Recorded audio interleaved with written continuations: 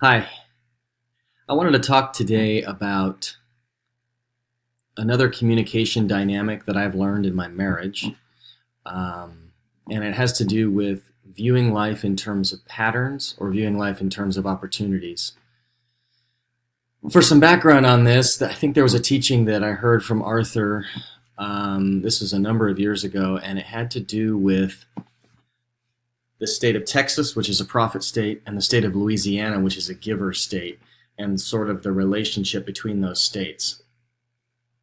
When I heard the teaching at the time, I was convinced I was a prophet, and we believe my wife is a giver. So I felt like that interaction was a really helpful thing, and it was. I've since come to the conclusion that I'm a mercy, but I feel like this nugget that I learned is something that still applies. He talks about in that teaching. He talks about how givers view life in terms of opportunities, and that the prophet views life in terms of patterns.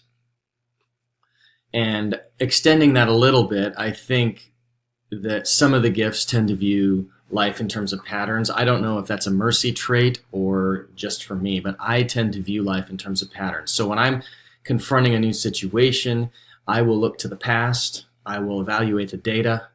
This might be a very masculine sort of perspective on life. It's a very linear one. It's a very Western one. We look to the past and we gather information about how this particular situation has been seen before, and we assess. And that's good and right. Early in our marriage, I pushed that perspective pretty hard. My wife, on the other hand, when we were confronted with something, she views every situation as unique. Every situation is a unique opportunity. So, for example, let's say we were looking at houses and we've seen 20 houses and we're looking for our first house to buy.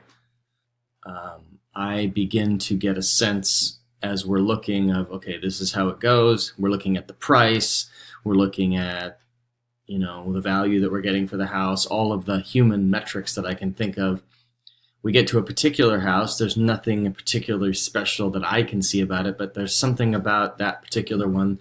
My wife feels or sees something there, an opportunity. And she bursts out into tears when we are leaving that place and is, convinced that that's the one, that's the house. In my sort of data-driven view, I was unable to see anything that stood out to me about that particular house, but there was something there for her. Well, to my credit, I followed that intuition of hers. We bought that ended up being our first house, and it ended up tripling in value in the 5 years that we owned it, and it was probably the best financial investment we ever made. So on the back end, I can look at that as a brilliant thing. But on the front end, if I was just looking at that opportunity, that situation in terms of patterns, I wouldn't have seen it. My wife saw something there that was an opportunity that I didn't see. And I think that speaks to the heart of the giver, the spirit of the giver. They are able to see opportunities that others miss, because so often we're data-driven in our assessment, and we don't have the ability to see something that we've never seen before. Because when we're confronted with something fresh, there isn't the ability to completely understand it from the past. So I want to frame this in two ways. Number one, the giver, I think more than any other gift, views life in terms of opportunities, and that's part of their amazing gift. They can see a situation and they can see something in it that everyone else doesn't see. So that's a positive, and our housing situation is an example of that. And the fruit of that was incredible profit that we made through the purchase of our first home and the work that we did on it and selling it and all of that. So that's a positive. On the negative side, some people, and this is not so much my wife, but some people, maybe a giver who is not walking in holiness. They can be struggling with a particular sin or a problem, and they come up against the same problem over and over and over again, and yet they see each time the situation as being an opportunity, and they don't see the destructive pattern that's happening. And so those of us with more of a patterned approach to life, we can help provide that perspective of this is the dynamic that's going on and we need to break it. So I want to bless those of you who have a perspective that focuses on opportunities, and I want to bless those of you who have a perspective that focuses on patterns. I believe there's a time and a place for both.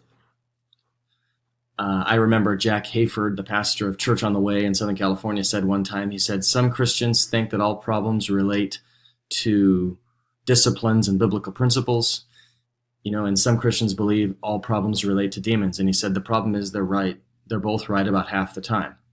And I think that dynamic applies here, where we need to have in our tool belt the ability to see opportunities. We need to have the ability to see patterns. We need to use both, because sometimes we need to view it through the frame of opportunities. Sometimes we need to view it through the frame of patterns. So I bless you. I bless your marriages, those of you who are married, to celebrate both perspectives, the perspective of patterns, the perspective of opportunities, and to use them both with great wisdom and effect in what the Lord is bringing to you.